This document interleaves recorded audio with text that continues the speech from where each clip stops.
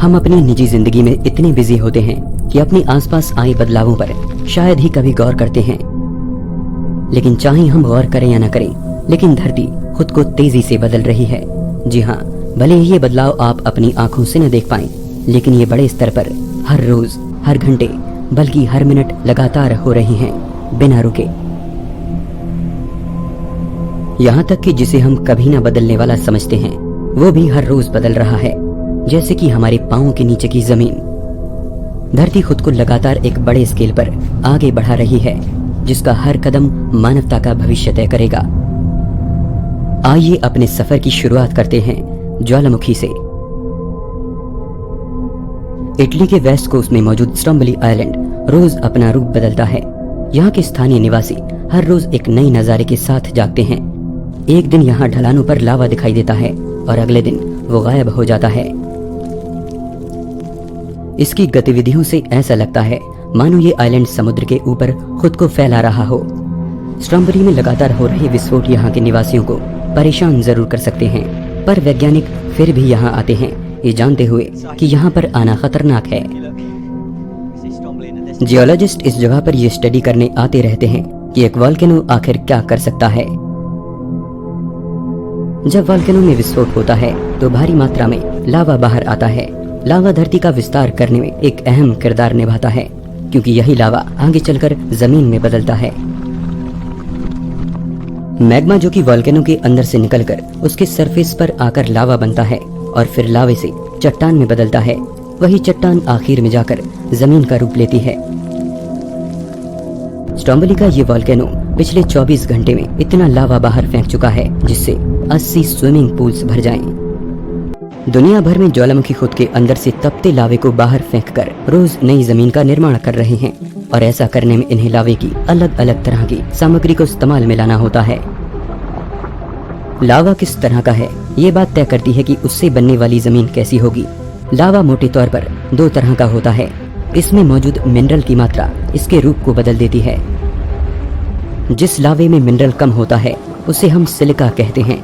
ये काफी पतला और कम चिपचिपा होने के कारण ज्वालामुखी के किनारों से काफी तेजी से नीचे बहते हुए नई जमीन को अस्तित्व देता है। हवाई आइलैंड में यही बहता हुआ लावा रोजाना समुद्र में गिरकर चट्टान में बदलता है, जिससे हर घंटे 6 स्क्वायर फीट धरती का निर्माण हो रहा है। यानी यहाँ एक दिन में एक आधे टेनिस कोर्ट की जितनी धरती हर रोज पैदा हो रही है। इसके अलावा लावे का एक और रूप भी है जो ज्यादा गाढ़ा और चिपचिपा है और मुश्किल से ही ज्वालामुखी के मुहाने से ज्यादा दूर जा पाता है। इसके अंदर सिलिका ज्यादा होने की वजह से ये भारी होने के कारण विस्फोट में ज्वालामुखी के किनारों पर मोटे छींटों की तरह बिखरता है और ठंडा होकर क्रेटर की ऊंचाई को बढ़ाता है।